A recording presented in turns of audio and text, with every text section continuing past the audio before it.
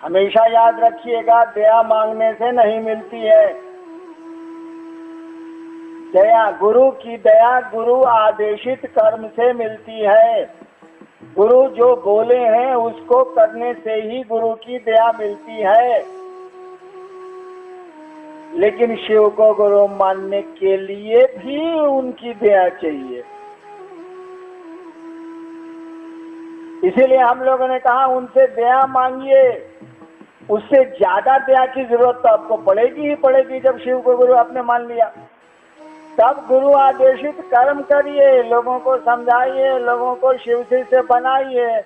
और फिर कहा कि कभी कभार प्रणामों कर लीजिए। कहे कि प्रणाम हम लोग करते उड़ते किसी को नहीं। आज तक महादेव को प्रणाम कोई आदमी किया है इसमें से हमको बताएगा? हम नहीं किया है, बात साफ। सोचिए तो, हम लोग आज तक महादेव को प्रणाम किए? हम कह रहे हैं हम नहीं किया। अरे हम लोग सामान को प्रणाम करते हैं, शिव को कहाँ करते हैं? बेटा चाहिए, सरकार गोड़ लगते हैं, जल चढ़ाते हैं, बेलपत्र चढ़ाते हैं, सावन आया कामर लेके जाते हैं। तो बेटा के लिए ना प्रणाम हो रहा है, रोग से हटने के लिए ना प्रणाम हो रहा है, इज्जत और पैसा के लिए ना प्रणाम हो रहा है। ये महादेव को प्रणाम कहाँ हो रहा है भाई साहब? किसी को प्रणाम कर रहे हैं कि 5,000 रुपया इसे लेना है, तो आदमिया को प्रणाम कर रहे हैं कि 5,000 रुपया को प्रणाम कर रहे हैं भाई साहब? प्रणाम प्रणाम है, उसमें लेने जैसा कहाँ कुछ है भाई साहब? क्या ऐसा प्रणाम आपने किया कभी शिव को कि सरकार प्रणाम करते हैं आपको? और महादेव अगर पूछे कि रे साला तुम काहे हमको प्रणाम करता है, तो बोलिए कि सरकार प्रणाम करने का मौन किया इसीलिए प्रणाम करते। तब ये हुआ प्रणाम। और ऐसे प्रणाम का वापसी होता है आशीर्वाद से, जान लीजिएगा। सामान से इसकी वापसी नहीं होती है। ऐसा प्रणाम जो मात्र प्रणाम के लिए किया गया हो, ऐसा नमन जो मात्र मन को उसके सामने झुकाने के लिए किया गया हो, इस प्रणाम और इस नमन का नतीजा मालूम है?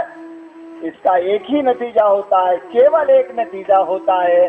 प्रणाम कर जिसको किया गया है वो आपको आशीर्वाद देगा ही देगा। ऐसा प्रणाम हम लोग कहाँ करें? ऐसा प्रणाम हम लोगों से होगा भी नहीं। इसीलिए नहीं होगा कि हम लोग धरती के आदमी हैं साला। धरती हम लोगों को अच्छी लगती है, इसी के लिए हम लोग महादेव भगवती के पास जाते हैं। उनके लिए तो उनके पास जाते ही नहीं।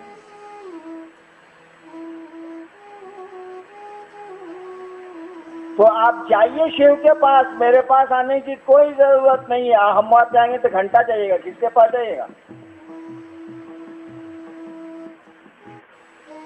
इसीलिए हरिनाम महत्वपूर्ण नहीं है। मेरे पास आना आपका बिल्कुल जरूरी नहीं है, लेकिन मेरी बातों पर भरोसा करना तो बिल्कुल जरूरी है। जो मैं बोल गया हूँ, जो मैं बोलता हूँ, जो मैंने खुद लिखा है, उन बातों को अगर छोड़ेंगे आप तो शिव का पता गुम हो जाएगा, शिव का पता आपको नहीं मिलेगा। और याद रखिएगा, मिलना शरीर का नहीं होता है, मिलना देह का नहीं होता है, मिलना तो मन का होता है। मन मिलता है किसी से, शरीर नहीं मिलता। पति पत्नी एक साथ एक बिस्तर पर रहते हैं और तलाक के मुकदमे होते हैं। दो भाई एक रूम में रहते हैं और जमीन के झगड़े होते हैं। शरीर तो एक साथ रहता है, कहाँ मिला भाई? मन मिलता है। अपने मन को मेरे मन की ख्वाहिशों से जोड़ लीजिए, लेकिन जोड़ के वहां खड़े मत रहिए, शिव की ओर चलिए, आगे बढ़िए, मैं जो कह रहा हूं चलिए। मुझको पकड़ के बैठिएगा तो ठहर जाइएगा, मुझको छोड़ के चलिएगा तो गुमराह हो जाएंगे। तो मुझसे मिलना जरूरी नहीं है, लेकिन जो मैं बोल रहा हूं उस पर भरोसा करना और भरोसा करके उस पर चलना जरूरी है। मिलना जरूरी है मात्र महादेव से, मिलना जरूरी है उस शिव से, लेकिन वहां भी ये शरीर नहीं मिलेगा, वहां भी इन आंखों से उस शिव के दर्शन नहीं होंगे। आपका मन ही दर्शन पाएगा, आपका मन ही उनसे मिल सकता है। शरीर नहीं मिलता है, शरीर का क्या भरोसा, आज है कल नहीं होगा। तो जो गुरु भाई कहते हैं कि हईना अंज से मिलना जरूरी है, एकदम गलत बात है। मुझसे मिलना बिल्कुल जरूरी नहीं है, लेकिन मेरी बातों पर भरोसा करके चलना जरूरी है, अन्यथा शिव शिष्यता में आपको चलने में दिक्कत होगी।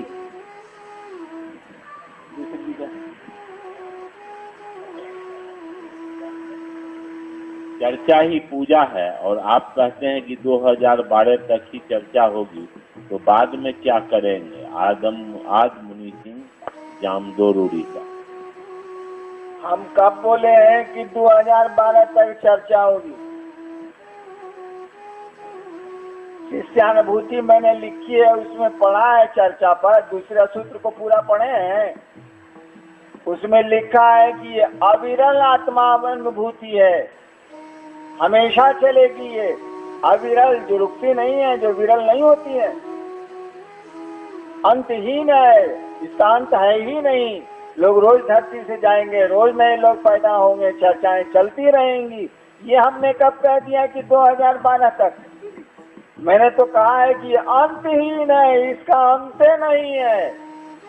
हमने ये जरूर कहा है, कोई काम करिएगा भाई साहब तो तय नहीं करिएगा कि कितना दिन में कितना कमा करिएगा,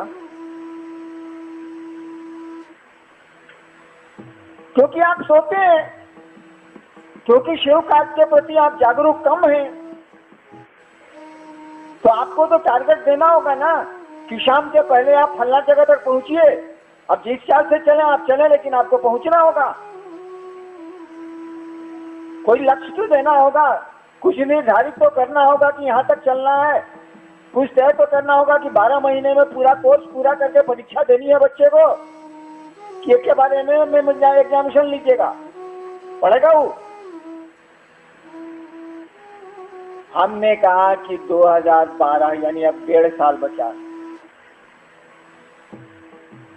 2012 तक कम से कम जागिए, और इतना जागिए कि देश के कोने कोने में लोग जान जाएं कि शिव लोगों के गुरु होते हैं। तब चलेंगे विदेश, तब चलेंगे लोगों के बीच में शिव शिष्यता को जगाने। अभी शिव का शिष्य तो बनाइए। हमने कहा ही नहीं कि 2012 तक चर्चा चलेगी। हमने तो लक्ष्य निर्धारित किया है कि भैया उड़ीसा से निकल के आंध्रा में कहीं नहीं घुस रहे हो, सुंदरगढ़ से निकल के कटागढ़ पूरी कहीं नहीं जा रहे हो, तो ससुरा घूम घूम के सुंदरगढ़, घूम के सुंदरगढ़, ऐसे कैसे चलेगा? तो आदमी को बोलना पड़ेगा ना कि भैया निकलो, बढ़ो आगे। जो लोग घर में रहते हैं उनको करने दो, तुम निकल सकते हो तो निकलो, शिव कार्य को फैलाओ। पहले फैला लीजिए, तब हम लोग हेल्थ बनाने पर ध्यान देंगे। अरे लड़कवा को पहले लंबा होने न दीजिए, नहीं तो नट्टे रह जाएगा चलाऊ। लंबा होने दीजिए तो थोड़ा दुबलाएगा, उसके बाद टॉनिक का खाना ही सब बढ़िया से दिया जाएगा, मोटा जाएगा।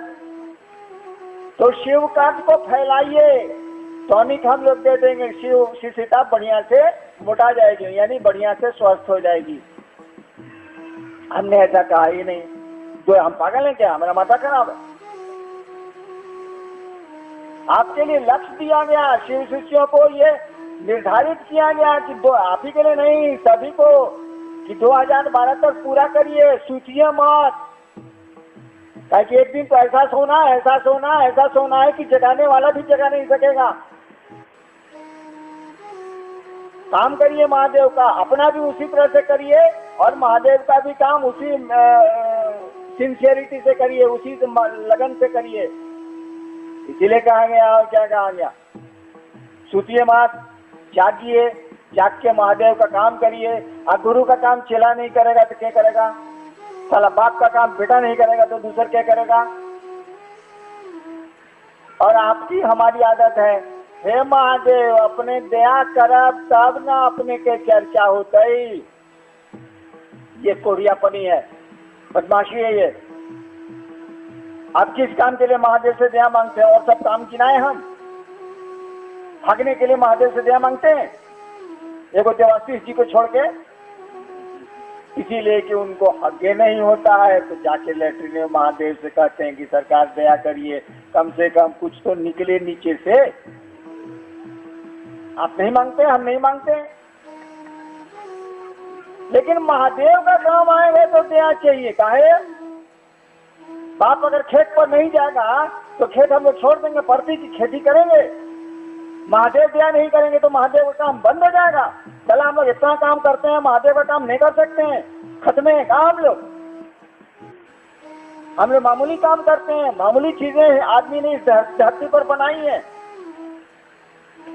क्या नहीं आदमी ने बना लिया?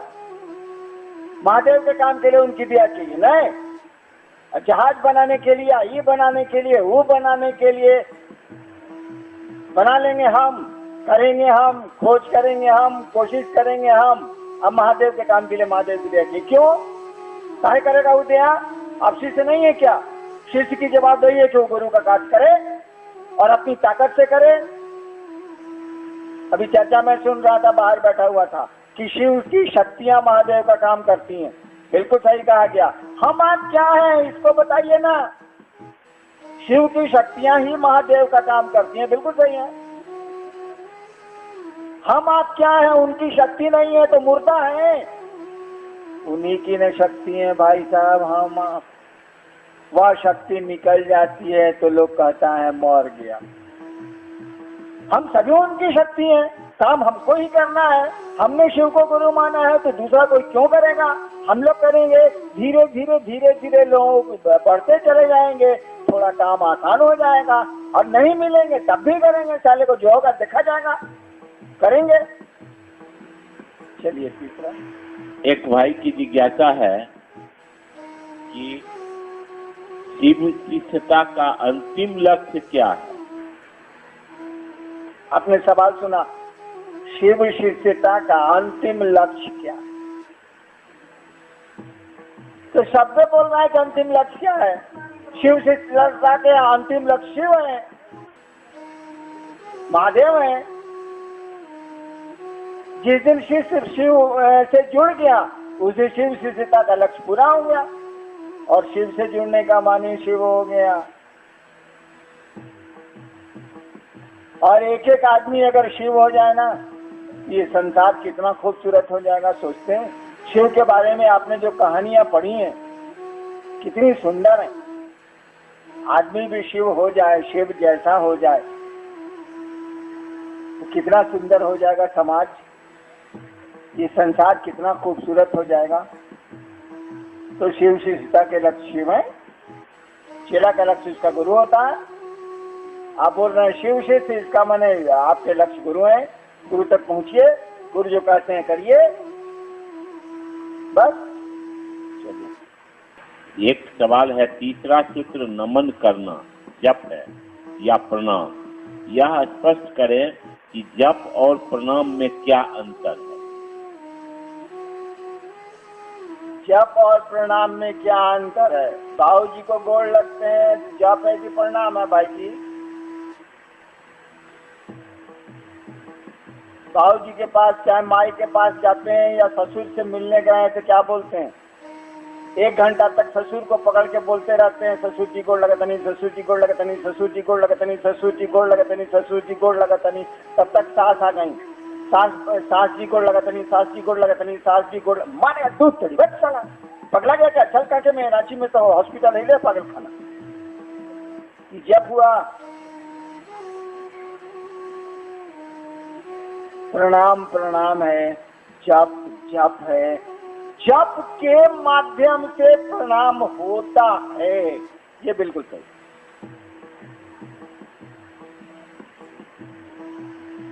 आप किसी भी तरह से स्टेशन जा सकते हैं। कहिएगा कि टेम्पो से स्टेशन जाना जरूरी है क्या, कि स्टेशन जाना जरूरी है? कोई कहेगा स्टेशन जाना जरूरी है, टेम्पो से जाइए, रिक्शा से जाइए, साइकिल से जाइए, गाड़ी से जाइए। तो प्रणाम करने की विधा है जप, लेकिन जप हमने काहे नहीं लिखा उसमें? संकल है हम उसमें नहीं लिखा है कि जप करिए, 3 सूत्र में नहीं है। काहे नहीं लिखा? सारा होपे नहीं करेगा तो हम काहे लिखें? हो ही नहीं सकता हमसे आपसे, तो मैं लिखूं क्यों? क्यों नहीं हो सकता है? अरे जप करने के लिए कोई गुरु होगा जो मंत्र बताएगा।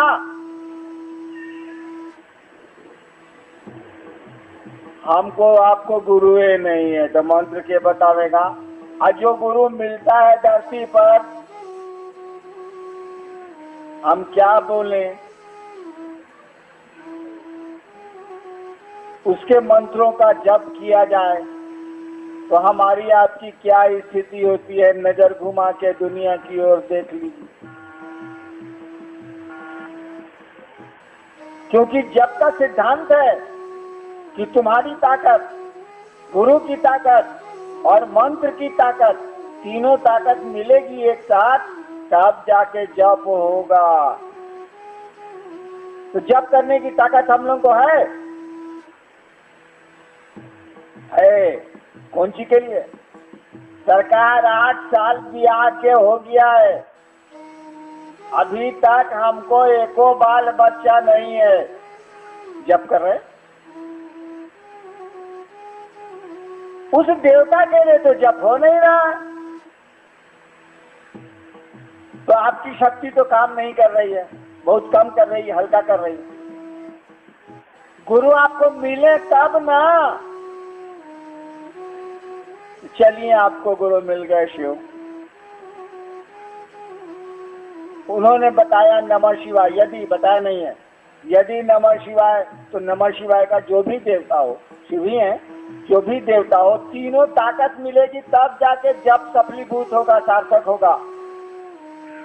तो पहले गुरु से मिल लीजिएगा तब न जप।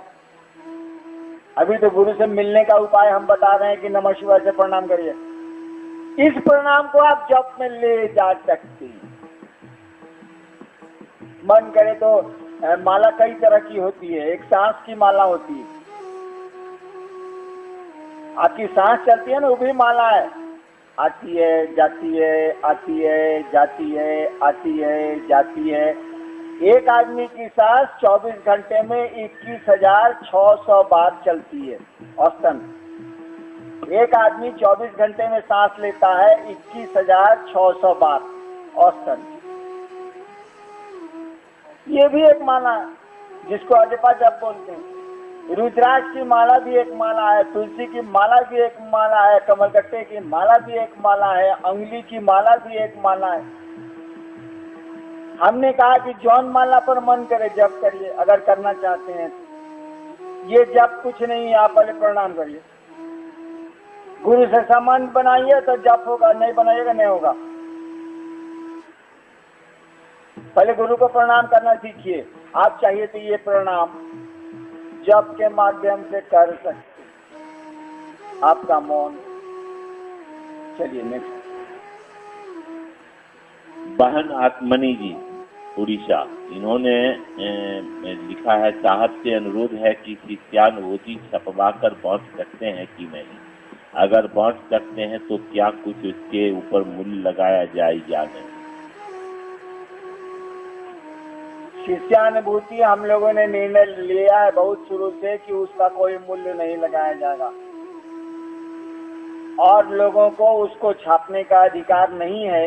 आप छपवाना चाहते हैं तो मुख्यालय से पूछना पड़ेगा, क्योंकि गलतियां हो जाएंगी। गलतियां हो जाएंगी तो लिखित में जब गलती हो जाएगी तो इसको सुधारना बहुत मुश्किल होता है भविष्य में, और कोई बात नहीं। शिष्यानुभूति आपको मुख्यालय से अप्रूव कराना होगा तभी आप छाप सकते हैं, और मूल्य का तो सवाल ही नहीं है, मूल्य तो आप ले ही नहीं सकते। वही एक पुस्तक है जो निःशुल्क बिकेगी, और हमको लगता है जब तक शिव शिष्यता धरती पर चलेगी उसका मूल्य कोई नहीं लेगा। बहन अफड़ा उड़ीसा, गुरु से जुड़ाव कैसे हो? अभी हम बोले हैं कि गुरु से जुड़ाव गुरु आदेशित कर्म करने से होगा। गुरु ने जो कहा सो करिए, नहीं मन करे करने का तो गुरु से दया मांगिए, दया वो नहीं करें तो झगड़ा करिए। झगड़ा करते थे कि नहीं करते थे, याद नहीं है? लड़ाई में माई बाप से झगड़ा होता था कि नहीं हम लोगों का? 3 दिन से कह रहे हैं कि हमारा जूता फट गया है, जूता फट गया है, जूता फट गया है। न मम्मी ध्यान दे रही है न पापा ध्यान दे रहे हैं। वो लड़का जानता है कि देगा तो मम्मी पापा ने देगा, सारे रोड का आदमी नहीं देगा। चौथे दिन आए स्कूल से, मम्मी बोली कि नाश्ता कर लो बउआ। तुरंत कहा कि नाश्ता फास्ता आज कुछ नहीं होगा। मम्मी पूछी कि काहे? कहा कि काहे का कोई जवाब नहीं है, बस्ता भी उठा के हम फेंके, कल से स्कूल भी नहीं जाएंगे। मम्मी पूछ रही काहे इतना खिसिया हो, मास्टर मारा है क्या? काहे मास्टर मारेगा?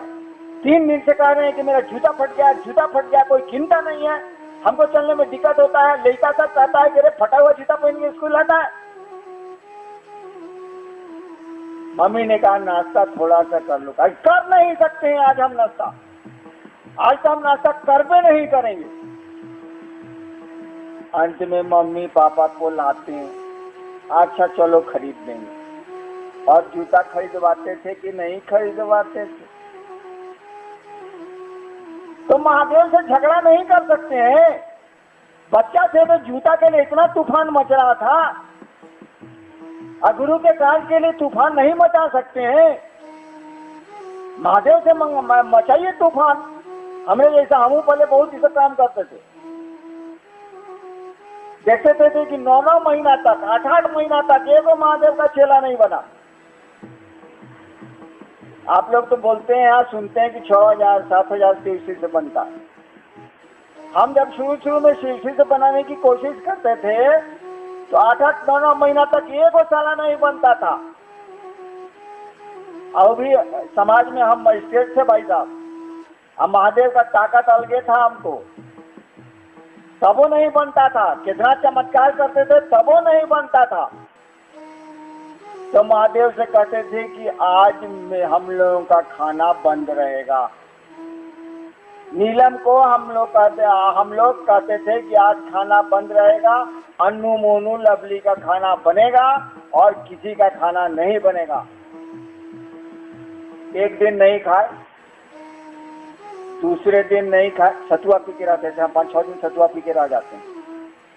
दूसरे दिन नहीं खाए, आपको नहीं पता है। अगर शिव के लिए आप रो सकते हैं भाई साहब, तो आपके लिए वो कलेजा फाड़ के दे सकता है। हम आप रोते नहीं हैं, हम लोग अपने लिए शिव के पास रोते हैं।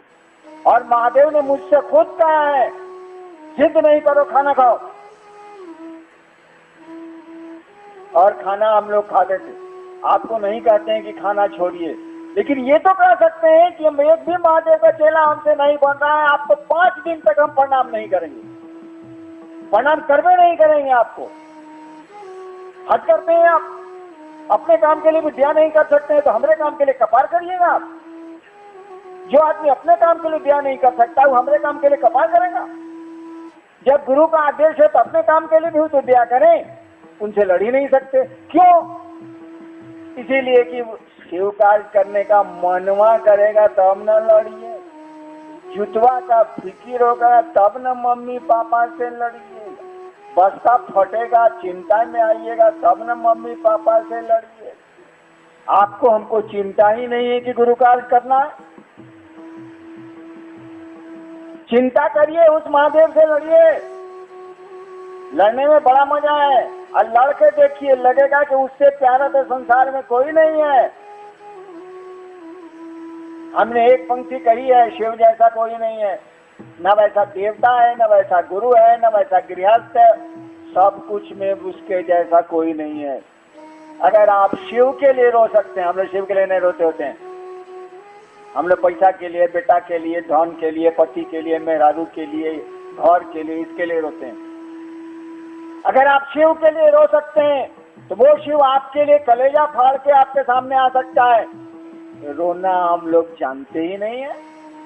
शिव के लिए क्यों रोएंगे हम? हमको पैसा बढ़िया लगता है, बेटा बेटी बढ़िया लगता है, घर बढ़िया लगता है, गाड़ी छकड़ा बढ़िया लगता है, महादेव घंटा बढ़िया लगेगा, तो क्यों रोएंगे हम? लेकिन जान लीजिए, मैं हरिनारायण आपको एक बात कह देता हूं कि अगर आप शिव के लिए, अपने लिए नहीं, अगर आप शिव के लिए रो सकते हैं तो वह शिव आपके लिए संसार में आग लगा सकता है। लेकिन रो के तो रोने की स्थिति में तो जाइए भाई साहब, नहीं होगी ये स्थिति। उसको गुरु बनाना होगा, वो जो कहते हैं करना होगा, और बड़े गुरु भाइयों का, बड़े गुरु भाई मैंने मुख्यालय से मदद मांगनी होगी, उनसे आशीर्वाद मांगना होगा, तभी आप आगे बढ़ पाएंगे। क्योंकि रास्ता तो वही मालूम है, किसी और को मालूम नहीं। इससे ज्यादा मैं बोलूंगा नहीं, मेरी तबीयत है खराब। देखते हैं मसनद पर बैठे, हम कहीं मसनद पर बैठे हैं। आप लोग धीरे धीरे, पहले बाहर के लोग जाएंगे, धीरे धीरे आप लोग जाएंगे।